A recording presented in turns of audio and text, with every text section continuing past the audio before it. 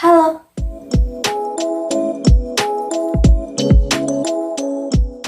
Assalamualaikum warahmatullahi wabarakatuh. Perkenalkan, saya Sefila Khairatun Hisan, biasa dipanggil Sefila. Pada kesempatan kali ini, saya akan menjelaskan salah satu materi dari mata kuliah perpajakan 1, yaitu pemungutan dan pembayaran pajak. Sebelum membahas lebih lanjut materi kali ini dia pokok-pokok bahasan dari materi yang akan saya jelaskan nanti. Pokok bahasan yang pertama adalah asas-asas pemungutan pajak, terbagi menjadi 3. Yang pertama ada asas domisili atau asas tempat tinggal, ada asas sumber, dan asas kebangsaan. Asas domisili dan asas sumber ini berkebalikan. Asas domisili menyatakan bahwa pengenaan pajak atas seluruh penghasilan wajib pajak yang bertempat tinggal di wilayahnya, tidak peduli sumber penghasilan itu dari dalam wilayah atau dari luar wilayah. Sedangkan asas sumber menyatakan bahwa pajak dikenakan atas penghasilan yang bersumber dari wilayahnya, tanpa peduli si wajib pajak itu tempat tinggalnya di mana. Yang ketiga, asas kebangsaan menekankan kepada kebangsaan suatu negara. Misalnya, pajak bangsa asing di Indonesia dikenakan kepada warga negara asing yang bukan berkebangsaan Indonesia, tetapi tinggal di Indonesia. Masuk ke pokok bahasan kedua, yaitu teori-teori pembenaran pemungutan pajak. Teori-teorinya terbagi menjadi 5. Ada teori asuransi, teori kepentingan, teori gaya pikul, teori kewajiban pajak mutlak atau teori bakti, dan teori asas gaya beli. Teori yang pertama yaitu teori asuransi. Teori ini mengibaratkan begini. Negara adalah penyedia jasa asuransi. Kemudian kita adalah pengguna jasa asuransi. Dan pajak adalah premi yang kita bayar. Untuk apa? Karena negara bertugas untuk melindungi orang dan segala kepentingannya, meliputi keselamatan jiwa dan harta bendanya. Jadi untuk mendapatkan perlindungan tersebut, kita harus membayar premi berupa pajak. Teori yang kedua yaitu teori kepentingan. Mengenai perlindungan dari negara yang sudah kita bahas sebelumnya, nah di teori kepentingan ini dibahas bahwa besar kecilnya pembagian besar pajak bergantung pada besar kecilnya kepentingan kita terhadap perlindungan dari negara tadi. Teori yang ketiga adalah teori gaya pikul.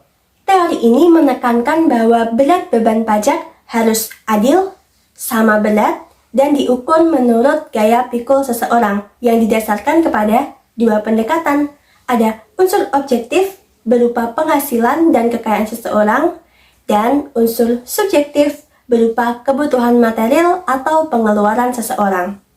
Teori yang keempat adalah teori kewajiban pajak mutlak atau teori bakti.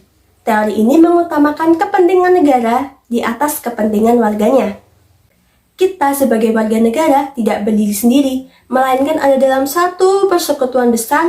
Nah, persekutuan besar inilah negara yang berhak atas satu sama lain. Makanya pajak hadir sebagai kewajiban mutlak dan tanda bakti kita ke negara. Dan yang kelima ada teori asas daya beli. Jadi, pajak mengambil daya beli rumah tangga masyarakat untuk rumah tangga negara yang kemudian akan disalurkan kembali untuk memelihara hidup masyarakat. Kita masuk ke pokok bahasan yang ketiga yaitu syarat-syarat pemungutan pajak. Syarat-syarat pemungutan pajak hadir agar pemungutan pajak tidak menimbulkan hambatan atau perlawanan. Syarat yang pertama yaitu pemungutan pajak harus adil.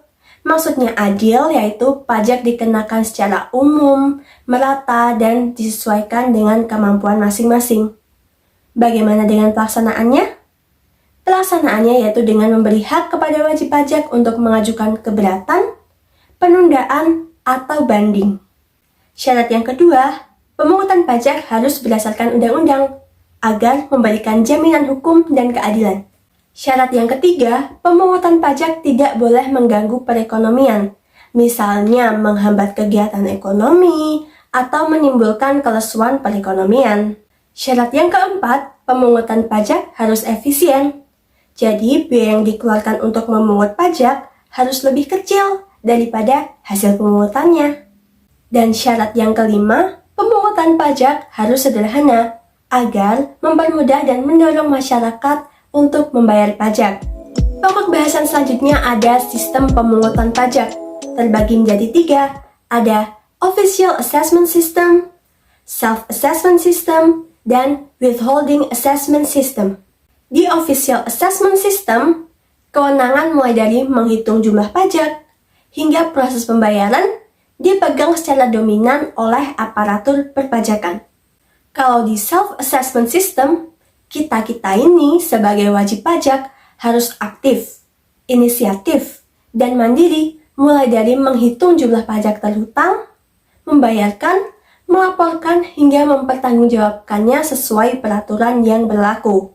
Dan di withholding system, kewenangan untuk menghitung besaran pajak terhutang dipegang secara dominan oleh pihak ketiga.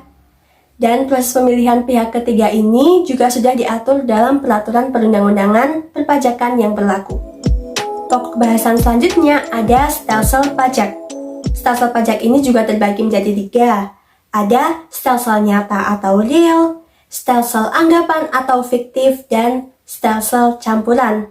Pada stelsel nyata atau real, proses pengenaan pajak didasarkan pada objek yang sesungguhnya, artinya jumlah penghasilan secara nyata.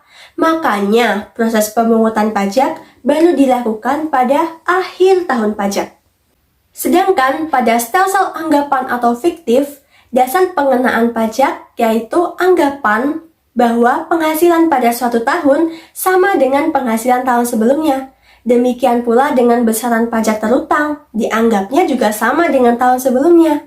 Makanya proses pembayaran pajak dapat dilakukan selama tahun berjalan. Nah, untuk stelsel campuran berarti kombinasi antara kedua stelsel tadi. Di awal tahun menggunakan stelsel anggapan, dan di akhir tahun dihitung secara nyata sesuai penghasilan yang ada. Kemudian, apabila terjadi kekurangan pajak, wajib pajak harus melunasinya, dan apabila terjadi kelebihan, wajib pajak dapat menariknya kembali atau mengkompensasikan pada tahun-tahun berikutnya. Pokok bahasan terakhir adalah utang pajak. Beberapa kali sudah saya singgung mengenai utang pajak, tetapi apa itu utang pajak?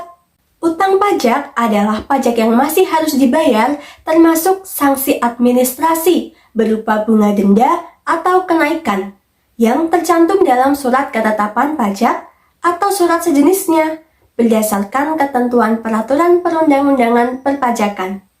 Timbulnya utang pajak diatur dalam 2 ajaran. Ada ajaran material yang menyatakan bahwa utang pajak timbul atas diberlakukannya undang-undang perpajakan, dan ada ajaran formil yang menyatakan bahwa utang pajak timbul karena dikeluarkannya surat ketetapan oleh fiskus atau pemerintah. Ajaran material erat kaitannya dengan self-assessment system, sedangkan ajaran formil erat kaitannya dengan official assessment system. Berikut ini prosedur dalam penagihan pajak. Yang pertama, akan diberikan surat teguran atau peringatan. Apabila utang pajak belum dibayar, surat paksa akan diterbitkan 21 hari setelahnya. Selanjutnya akan diusulkan pencegahan, seperti pemblokiran rekening dan pencegahan bepergian ke luar negeri. Apabila masih belum dibayar, akan dilakukan penyitaan dengan surat sita 2 kali 24 jam setelah surat paksa diterbitkan. Dan apabila dalam 14 hari kemudian wajib pajak belum melunasi utang pajaknya, hasil sitaan tersebut akan dilelang.